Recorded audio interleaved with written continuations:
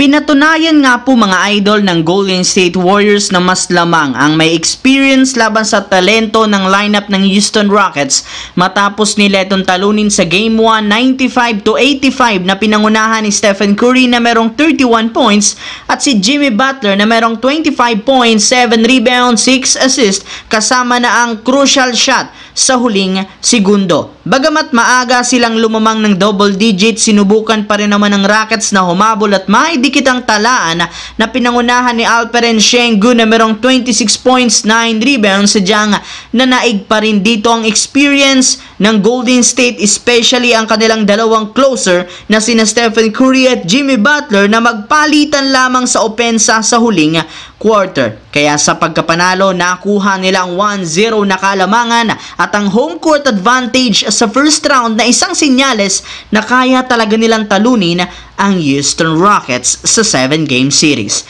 Samantala, para nga sa inyong kaalaman, pagkatapos na matalo ang Lakers kontra sa Wolves, magkakaroon ng kanilang team ng 2 araw na pahinga bago ang Game 2. Dahil dyan, magkakaroon ng Lakers ng sapat na panahon para makagawa ng game plan at ilang mga adjustment upang hindi sila ma-outplayed ng kalaban sa rebounding at 3-point shooting. At ayon sa suggestion, isa nga sa mga nararapat na gawin at dapat gawin ni Coach JJ Redick ay ang pagbabago sa starting lineup kung saan kailangan nga po nilang ibalik sa bench muna pansamantala si Austin Reaves at ipalit si Jared Vanderbilt. Kita naman nga ninyo na parati nga pong pinupunteriya ng Timberwolves ang depensa ni Reaves na rason bakit hindi sila nakakasabay. Kaya upang balanse ang starting lineup ng Lakers, kailangan nilang gamitin dito si Vanderbilt para kina Lebron at Luka sa depensa at rebounding. Mas mabuti nga kung gagamitin nila si Austin Reaves bilang 6th man upang magkaroon siya ng buwelo na hawakan at pangunahan ng opensa ng Lakers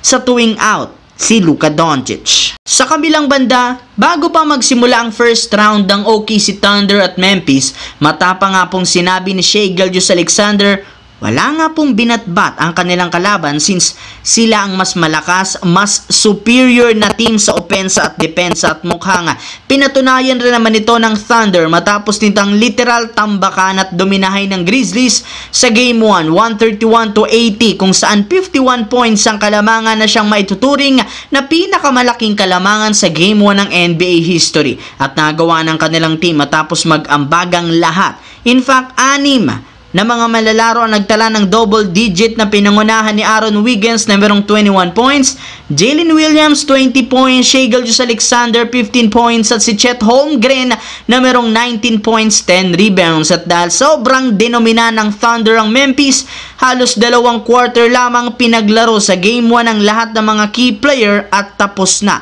ang naging laban nila sa Game 1.